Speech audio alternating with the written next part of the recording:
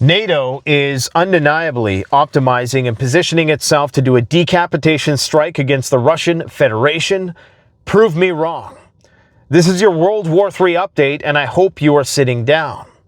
Today, I hope to do a comprehensive exposition of the myriad ways in which NATO has incrementally positioned itself to do a full-scale, first strike decapitation, possibly nuclear, against the Russian leadership and the Federation as a whole. This should all be, of course, contextualized in the upcoming Alaskan summit, where Vladimir Putin is going to be putting himself in a very vulnerable situation.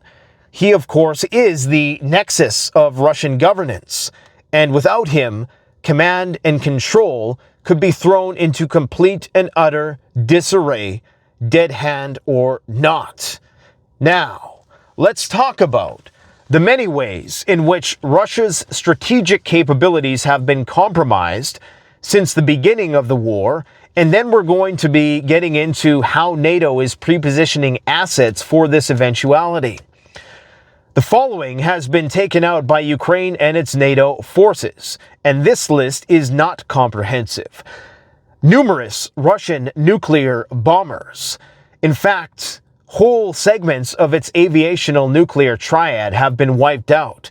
Early warning radars, AWACS, command and control planes, the assassination of military officers, high-ranking commanders, including Igor Kirillov, which overseen Russia's CBRN command, which is essentially their nuclear command. S-400 radars, multiple installations, and innumerable launchers have been destroyed.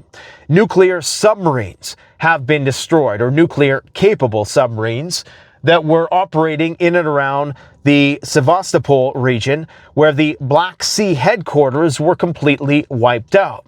This is not counting numerous other non-directly military infrastructure which has been taken out in Russia, which would aid in resisting such an attack.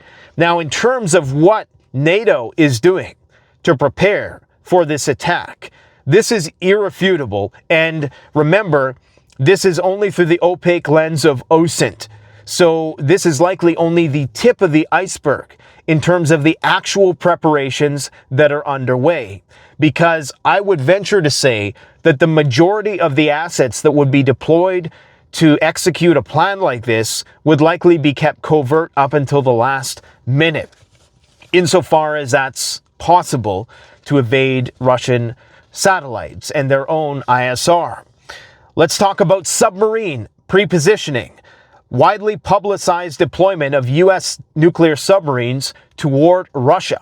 Whether that was just polytalk or not, it should be taken into consideration that indeed nuclear rhetoric and brinkmanship is at an all-time high. And if we're talking about the forward deployment of these nuclear weapons-capable systems, then of course that means that's going to shorten the reaction time of Russia. And everything that I'm about to talk about here makes a Russian preemptive strike all the more likely. Okay, are you ready? I hope you are sitting down because this is a lengthy list. I'm going to try to do it as succinctly as possible. The Aegis Ashore missile defense system, which is now on site and entered full operational readiness inside Poland. This, of course, can be doubled as an intermediate range nuclear missile delivery platform. We have long-range strike assets that are getting ready to be rolled out inside Germany that can deliver nuclear-capable Tomahawk missiles, as well as potential hypersonic land-to-land platforms. We have forward bomber deployments. B-1B Lancer bombers recently, just in the past few days, were moved to Norway. Now, they're saying this is for exercises, but remember, there are no military exercises, only World War III disguises. And in light of the fact that there's this upcoming summit with Vladimir Putin inside Alaska of all places, I'm pretty sure the Russians are mildly concerned. The deployment of tactical nuclear weapons to the United Kingdom, runway hardening, along the Baltic and Polish axis, air bases reinforcing their runways and dispersal pads in order to sustain heavy bombing operations. We have deception operations, NATO exercises using decoy aircraft and emitters to mask true strike package movements. We, of course, have the recent stealth bomber exercise that was run in Iran that included the deployment of the heaviest ordnance in the U.S. military arsenal, which would be similar to the payload that would be delivered if it was nuclear by these same systems. We have strategic bomber escorts that have increased pairing of heavy bombers with 5th-gen fighter jets in European airspace.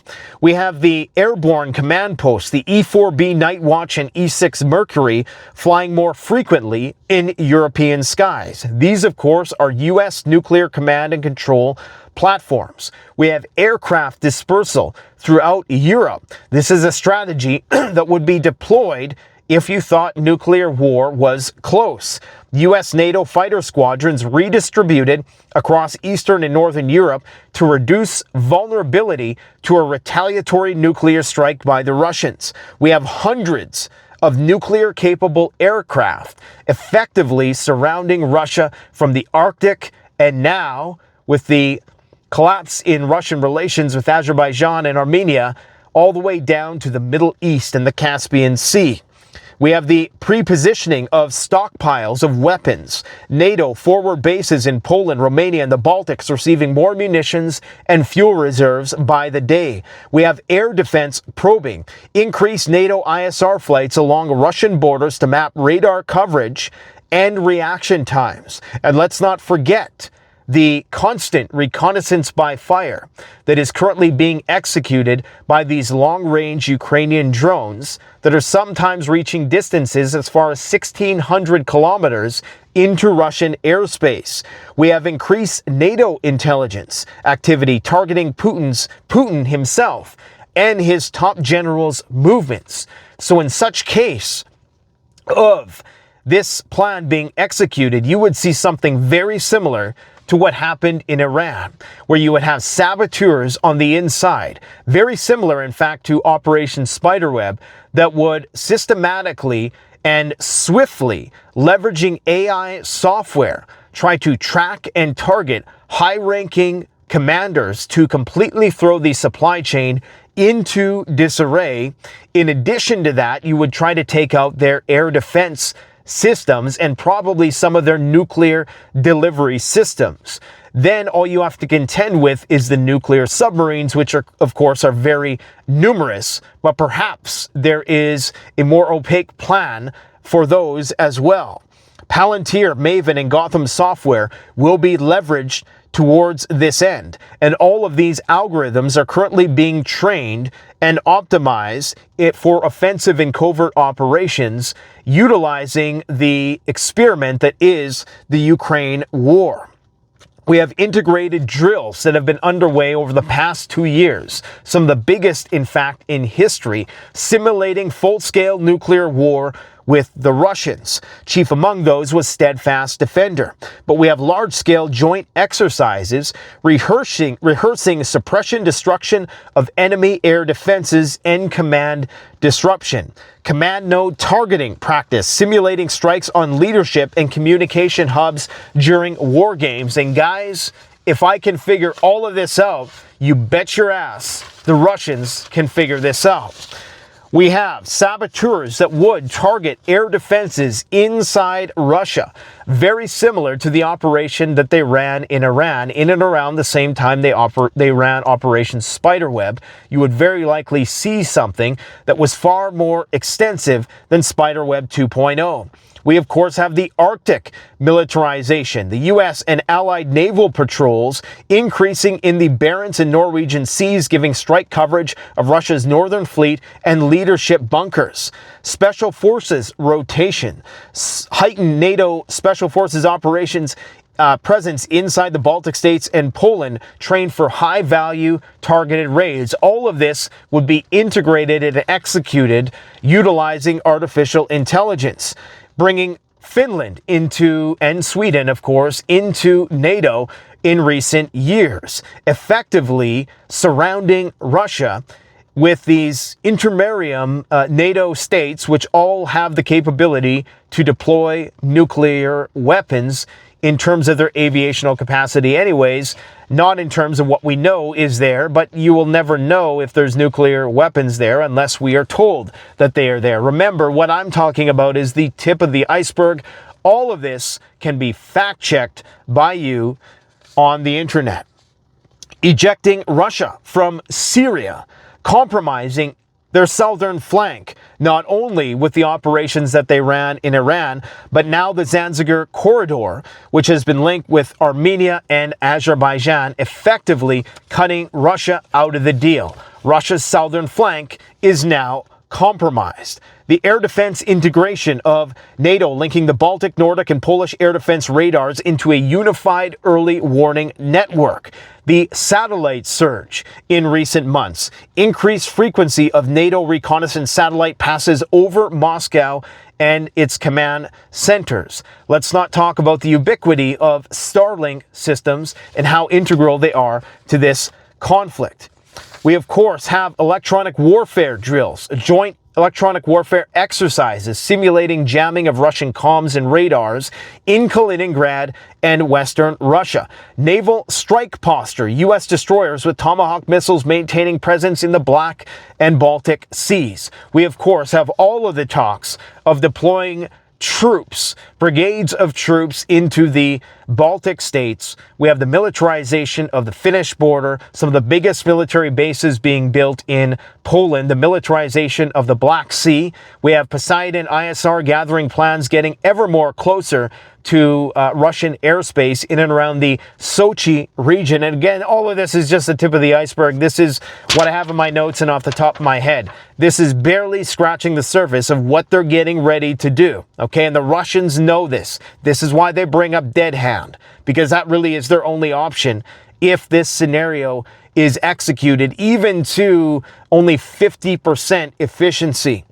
Hypersonic response preparations, the deployment of Patriot and THAAD units near leadership routes and summit locations throughout Europe. We have air policing in the Baltic, which has begun. This, of course, could be a masquerade to increase their strike posture. For the first time in what is called NATO's air policing mission, 2 Italian F-35s took off from Estonia to intercept Russian fighters over the Baltic Sea. We have command redundancy drills. NATO headquarters are practicing relocation to hardened bunkers. This, of course, mirrors Russia's own decapitation defense procedures. And then last but certainly not least, and probably not last either, cyber infiltration capability. The cyber attacks and probing operations that have been underway and have been ramping up in recent months are staggering. Reports of probing attacks on Russian military communication networks timed with physical maneuvers. These cyberkinetic actions will target command and control systems on that proverbial day X. Now, all of this has an analog within the Russian Federation. And I would have to do a completely separate video for all of their nuclear readiness procedures, drills, and force posture that has currently been activated. It's going to be an interesting weekend. I'm not saying anything is going to happen, but we are getting closer and closer to a point in time when the Goldilocks zone for NATO to execute such a plan is going to exist. And Vladimir Putin, outside of Russian airspace and dangling that carrot, is very enticing for NATO because, again, he is the nexus of command and control in the highly centralized government that is Russia. Prove me wrong. Prove to me that what I just told you is not, in the very least, optimizing and prepositioning for a nuclear decapitation strike. I'm not saying that they're going to do it this week, but you tell me that's not what they're getting ready for. And if you were the Russians, wouldn't you think that's what they were getting ready for? And wouldn't you perhaps try to preempt this with a strike of your own. As Vladimir Putin says, if you know a fight is coming, always throw the first punch. Canadian Prepper out.